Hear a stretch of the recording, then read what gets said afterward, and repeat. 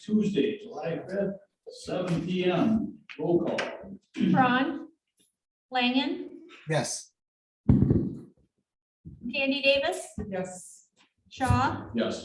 Paul Davis, Yes. Burdick, Yes. One is excused. Next item is pledge of allegiance.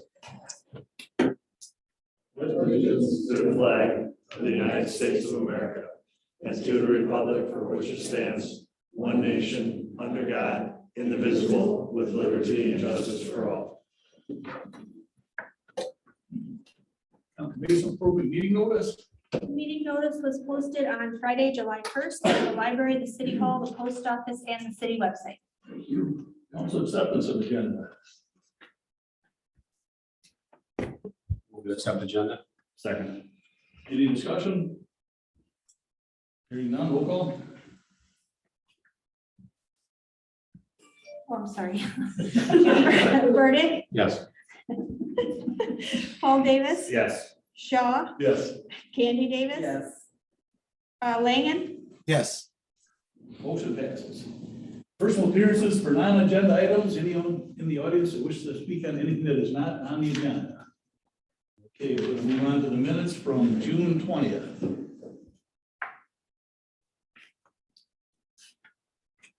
Motion to approve. Second.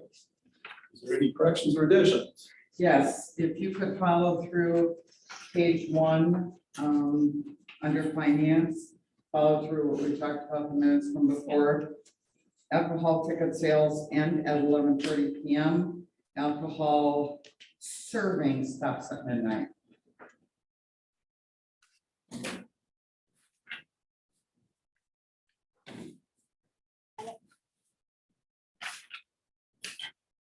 It's covered by ordinance too, isn't it? What page is that, sir? On the minutes, Minutes, page 3, okay. on finance committee, under finance committee. Yeah, I know it's covered by the ordinance, but we were specifically had that wording when we talked about it.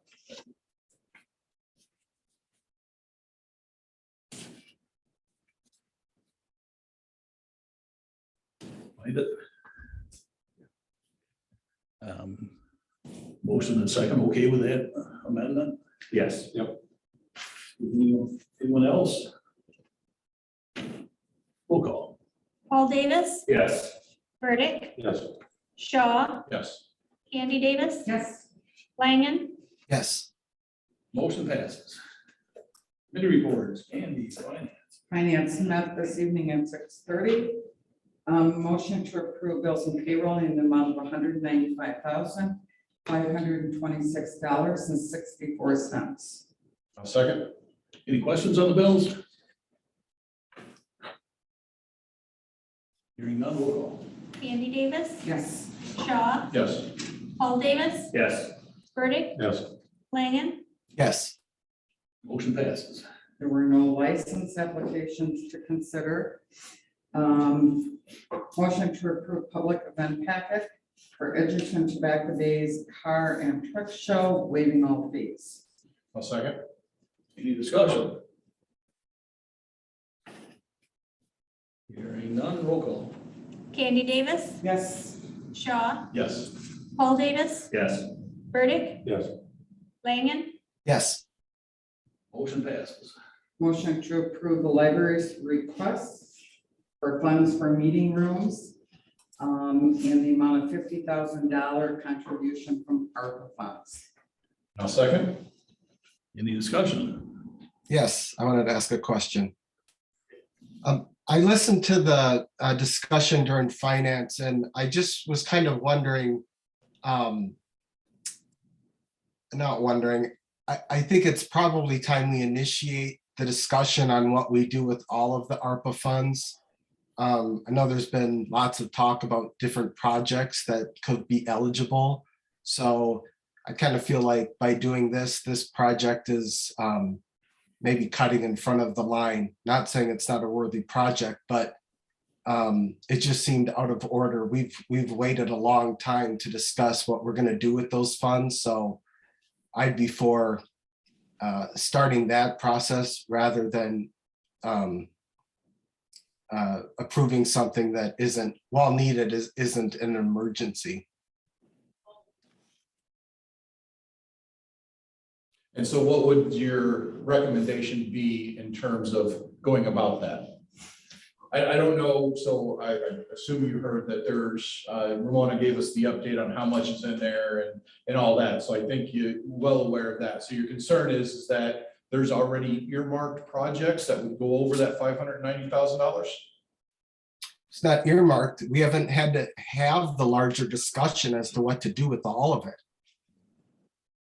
I mean, if I knew, hypothetically, if I knew we could go about it this way, then maybe I'd push for something, you know, in some other department and brought it forward and, you know, had it get approved this way. So if we're going to start spending ARPA dollars, it's a process issue for me. Let's have the ARPA discussion as a whole, not start picking and choosing projects piecemeal. We've waited this long, you know, we didn't dip into it at all last year, so I don't get why start now for 2 meeting rooms in the library. We have spent 80,000.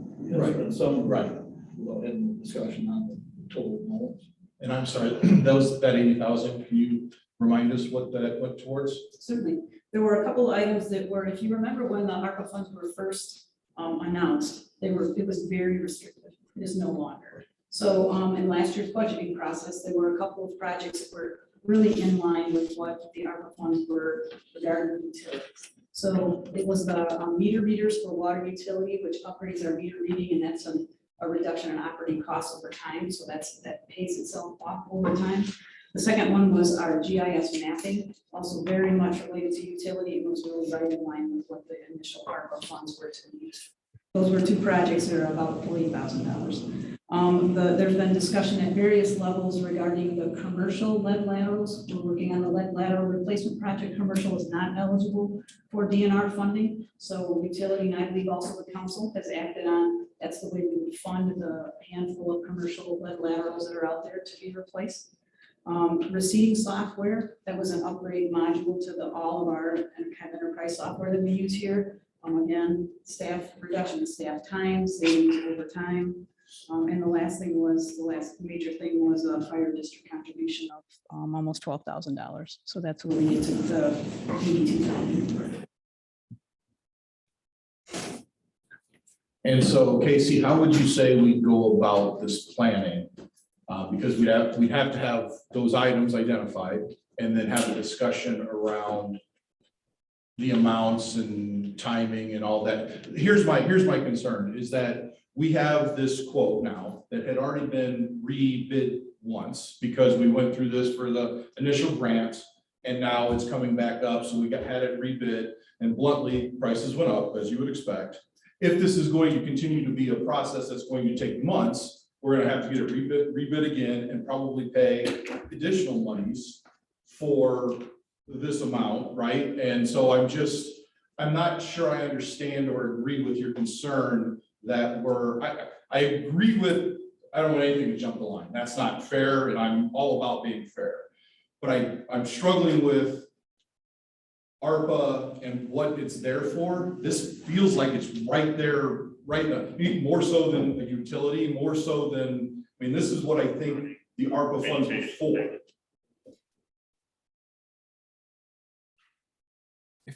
If there were no ARPA dollars, wouldn't an expenditure like this for the library just either had been addressed last fall or would wait till this October in the normal city budgeting process? Absolutely. Or go to all the donations, which the other half is gonna be donated funds.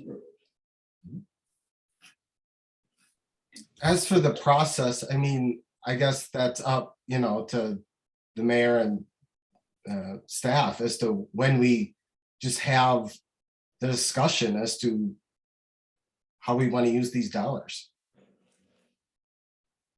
We're not that far off from the city budgeting process at this point. I mean, I understand your issue with wanting to rebid, but you know, the other side of that coin is nothing's gonna get, I mean, we could approve it tonight and with all the supply chain issues with building, you're still not gonna have your rooms for some time.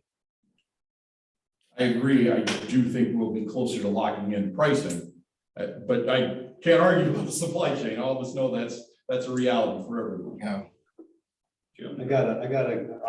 Casey, I tend to agree with you. I kind of felt blindsided by it too, since we haven't even discussed ARPA. I mean, we said it there, and we said before, we're gonna start discussing ARPA, what we're gonna do with it and what we could. As you said before, it was restricted, now it's not as much or whatever, if any. So we haven't had that discussion, Casey. I agree with you. We had no discussion. It'd be nice if somebody laid out 5 or 6 projects, and so we said, all right, we can do so much here, so much there, so whatever. I kind of blindsided by somebody just walking in and saying, we want $50,000 a year. I think it's a great worthwhile project, but we had no discussion whatsoever. This is it right here. Just getting Maybe a little bit of a blindsided. peek under the tent, but didn't give you an idea of the numbers or anything. Completely I mean, completely understand and agree with that. was this bid out somewhere? We have 2 or 3 bids, this low bid, or how do we, I mean, the city wouldn't take 3 Yeah, bids. so maybe a little backstory on this too, because this was a project that like pre-COVID that we were looking at and had just had an initial conversation with the architect. But then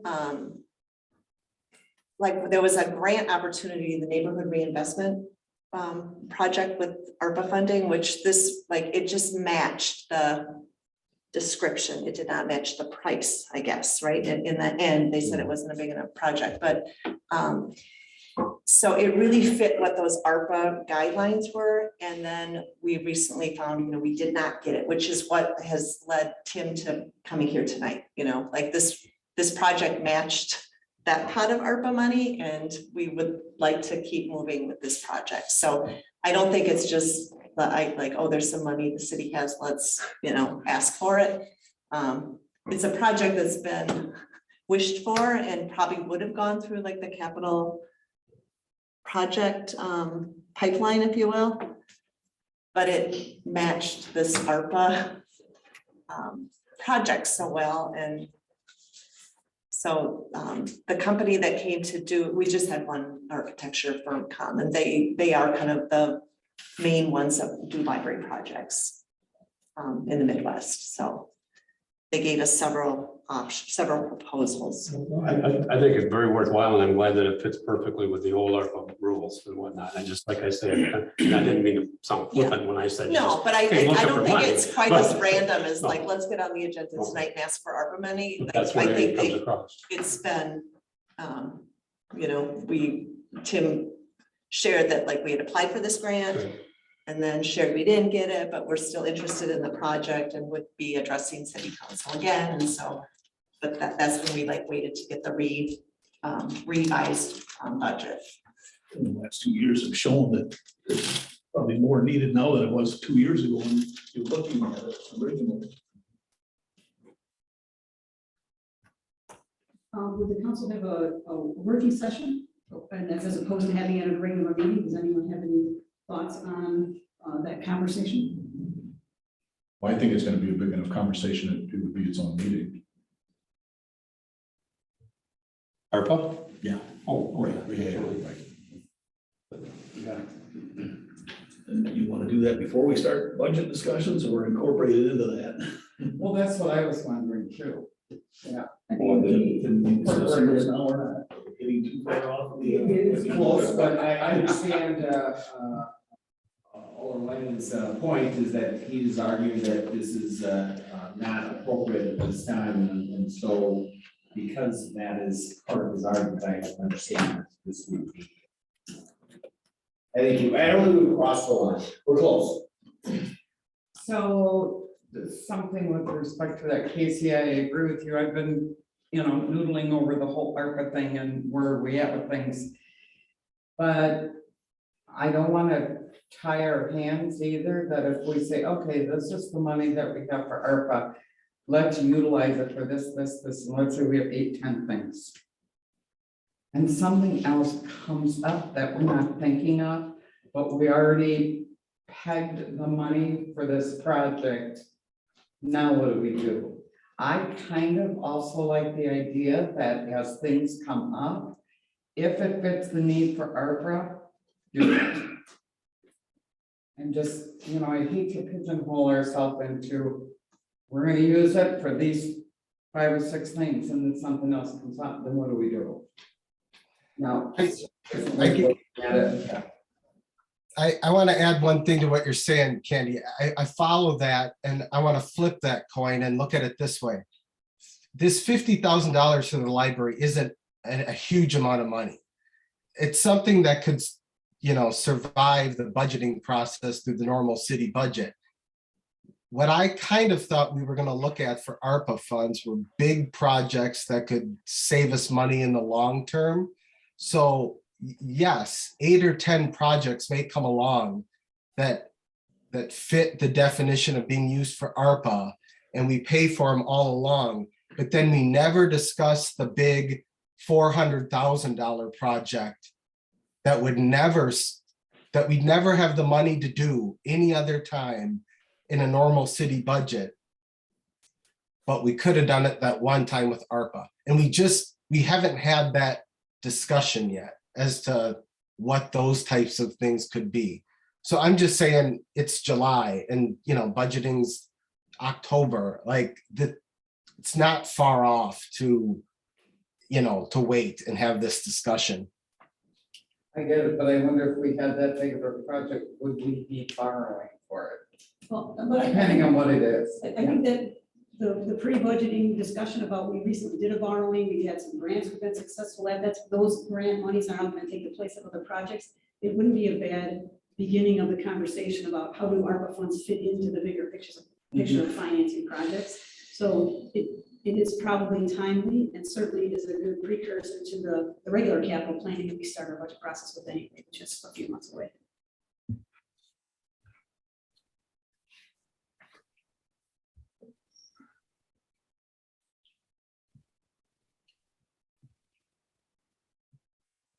And nobody has anything staring at them right now that needs a big pile of cash to complete a project. We have a staff, we gathered a list of things for you to consider. Obviously, other people may have things to add, but some of the things that, you know, Casey was talking about things that ultimately will pay back. We talked about in the past. Well, there's a motion and a second on the floor to spend $50,000 for the improvements at the library from ARPA funds. There's no further discussion. We will take a roll call. All good.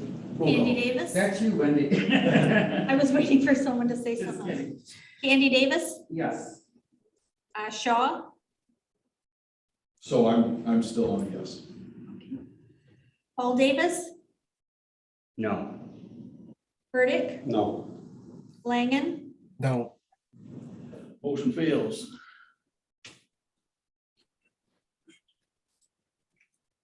So I have a quick question about that. Can I add to it from that, Bill? Quick question. Okay, quick question. So we had this bid, did you have to pay to have this bid worked up, or is it good for any length of time? This isn't a competitive bid. It's So not a competitive. this will all okay. have to be drawn up and Never done, mind. so these are estimates. It's like an engineering estimate. Yes. Okay, that was my quick question, I'm done. But you did have to pay for it. What was done. The design part, yes. The design, okay, great. Okay, motion to approve, to award the bid for parts A and B to BKS Excavating for $690,690 for the lead lateral project and reject the alternate work. Now, second. Any discussion? I just had a question. Being this is BKS and they have the Henry Street project, did they indicate that doing both would create any issues for them? No, they think they can handle the workload of both projects. Okay. Anyone else? Roll call. Candy Davis, Yes. Shaw, Yes. Paul Davis, Yes. Burdick, Yes. Langen, Yes. Motion passes. And that's it for finance. Thank you. Planning Commission, we got a couple things that Down here. Planning Commission met June 22nd.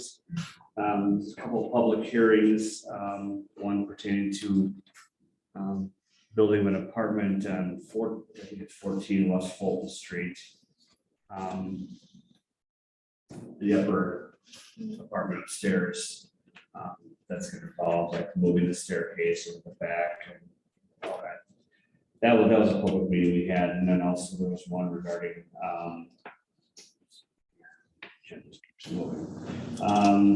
the outreach regarding the commercial spaces and apartments across the street. And then we also had discussion about the subdivisions. That's going to be coming up here in a second. So this time I'd like to make a motion to the city of Edgerton or to approve the city of Edgerton ordinance 2205, repealing the subdivision lands. Really quick, that is gonna, the process is going to repeal the old one. We're going to approve a new one. Say that? Correct. Yes, okay. So that's that motion for that. That's the introduce and approve the first reading. Yeah, I'm sorry, the first reading, yes. Sorry. Any discussion? I have a couple of things, but if you have questions, Jim, please. Okay, well, for, the highlighted on 3.4 E. They're not really paged, it's not paged yet. The partial platting. Final plat may, if permitted by plan commission, constitute only a portion of approved preliminary plat that subdivider proposes to record at the time. However, it is required that each phase of final plat and is designated as a phase of the approved preliminary plat. Okay, so the final plat doesn't have to be a final plat as long as it is a portion of the previously approved preliminary plat. And each subsequent plat from that has to be a final plat from the previously approved preliminary plat, subject to planning commission. Is that right? I guess the orchard is probably the best. The best use. Come on, I worked on that all afternoon. Probably the best example we've realized in recent years. So there was a neighborhood plan. It was not approved as a preliminary plat, but there was, in effect, a preliminary plat went through the plan commission. Is how the entire subdivision, stormwater control, parkland, everything would lay out for the entire 90 acres. Then Mr. Cosgrove, who was on the developer in, I don't know, 4 or 5 phases, did a third of the development. So it was all based on that approved neighborhood plan. So this is saying the preliminary plat of the entire thing, the final plat is approved as because final plat requires installation of improvements and a lot of investment. So that's why that many times it's done in phases. So that's the intention of this language. If you feel that is unclear, then we should work on the language, but that is what how it's intended to work. Okay, so as long as that's the way we're interpreting the wording, right? That's what, okay. Because that's what happened out, I know that's what happened out there, we discussed it a couple years. So. We, as a plan commission, the plan commission is, I think the plan commission probably is in the past because of the way they've acted, believe it is to their advantage to see the layout of the entire subdivision, to understand stormwater, parkland, all of that, which doesn't have boundaries to each plat. So it is, I think, essential to have that analysis to begin with, but most people don't plat 290 lots at one time because you invest in the risk of enormous. So he's done it in phases, but it has to follow that preliminary plat that was originally approved. Okay, so if you think that language is unclear, though, we can look at the language for the next reading if you'd like. Everybody else is good with it. I mean, that's like, now that I thought I was good when I read it, but once you talk, I clearly went, as long as we know how we're interpreting it, I guess the planning commission knows and whatnot. I guess, then we go with what.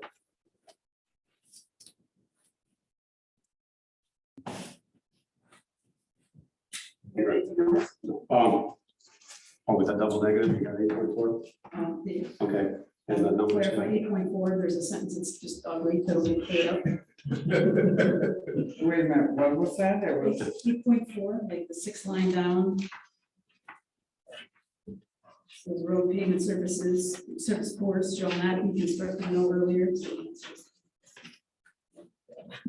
So the intention is that if it can't be constructed before 6 months, and it needs to be constructed before 12 months. Got it. So we'll make sure that that's actually the sentence we were on. And then, just the referencing, we're gonna get together on that later.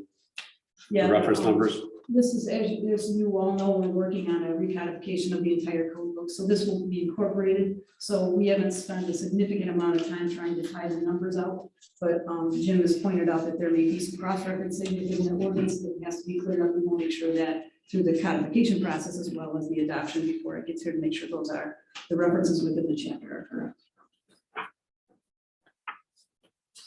And then a few things I just wanted to bring to the council's attention. Certainly, I'm not going to go through the whole ordinance, but as you saw in the staff report, we don't have new and old language like we typically provide to you because this is an entirely new chapter. We did highlight those things that we wanted to draw your attention to. There are the things that I have like 6 things flagged here, mostly in sections 7 and 8, and they deal with those things that will result in cost to the city. So I just want to draw your attention to, in the past, when there's been oversizing done in a subdivision, a much larger height than that subdivision requires, but it's needed for a system-wide improvement, the city has almost always paid for the upsizing charge for that, because we need that to happen, and the developer doesn't need for it to happen. And so sewer, water, streets, they're all covered in here, and it now puts into the ordinance the city's obligation to pay for oversizing over certain size pipes or certain widths of roads. The other significant policy thing is in the conversation about parkland. There's no language currently in our ordinance regarding if a parkland is dedicated. We want, as a city, our ordinances and our plans would want us to have street frontage on parkland so that people can actually recognize that it is a park and it isn't someone's backyard. Those are a pretty high priority for the Plan Commission in creating new subdivisions. And all of that street frontage is the push and pull with development communities. They don't want to pay the street frontage because they can't sell lots in front of it and it's expensive. And so the ordinance now says that if a parkland has frontage in excess of 300 linear feet, then the city's on the hook for part of the cost of that street frontage. So it's a recognition on the part of the city, which we can take out of this ordinance if you don't agree with it, but the recognizing that there's a cost to having that, and there's certainly a public benefit to having that also. So at some point, whatever that number is, if it's 2 feet or 600 feet, it is it's a benefit to the city, and it's something that causes the development community to really stress out when it's like, well, just to eat all those costs. Mhm. So I just wanted to, draw your attention to those things that have been, many of them in practice in the past, but never in an ordinance before.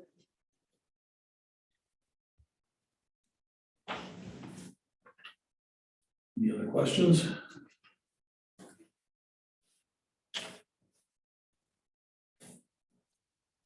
Hearing none, roll call.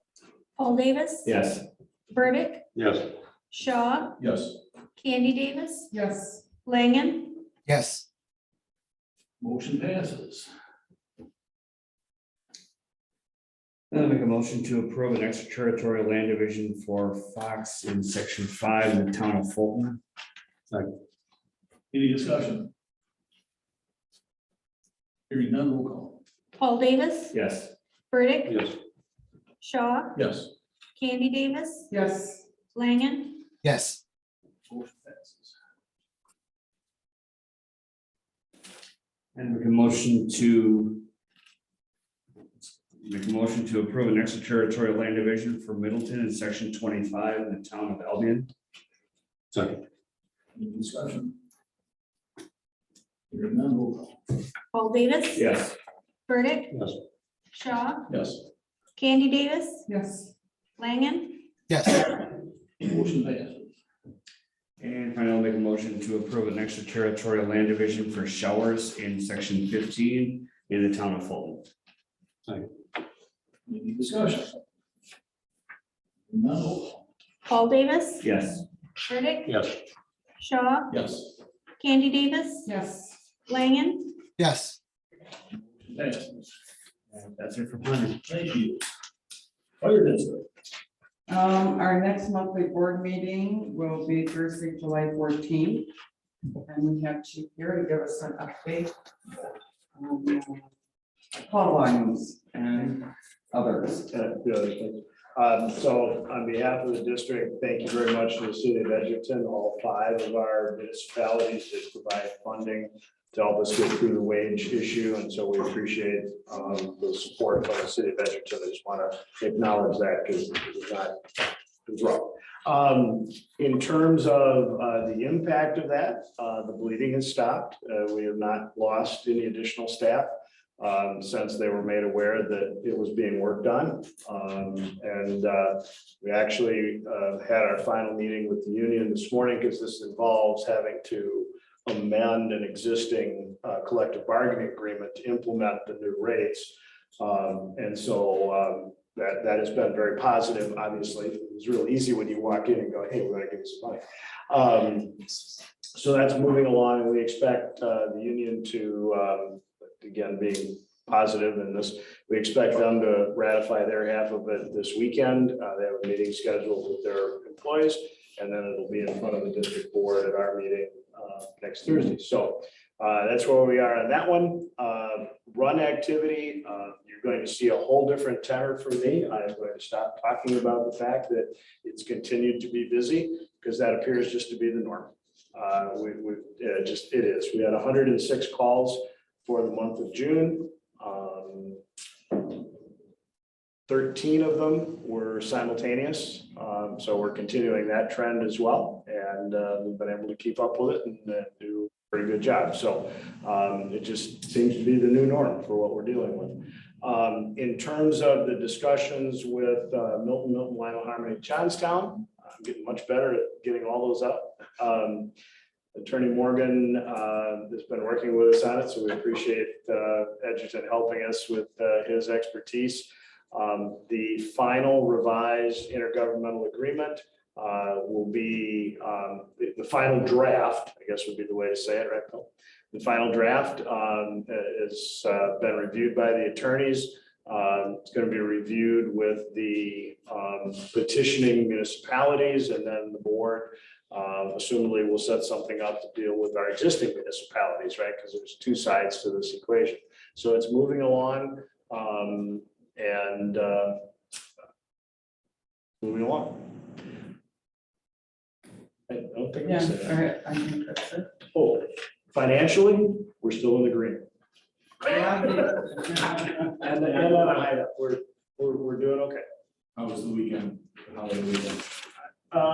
Collectively, we did pretty good. We did, not too bad. Yeah. There was one point, we had multiple events going on. There was 2 water-related emergencies, which you'd expect on this kind of a weekend. Yeah, just we got through it okay. All right, thank you. Thank you. That's it. Thank you. And just consider City of Edgerton Resolution 14-22 resolution to adopt the City of Edgerton annex to Dane County National Hazard Mitigation Plan. So move. I'll second. Any discussion? Hearing none, roll call. Burdick, Yes. Shaw, Yes. Paul Davis, Yes. Candy Davis, Yes. Langen, Yes. Motion passes. Next item is mayor, alderperson, and staff report. It's been a busy month around the city here for being a short month. That's hike raised over $100,000 for the project across the street.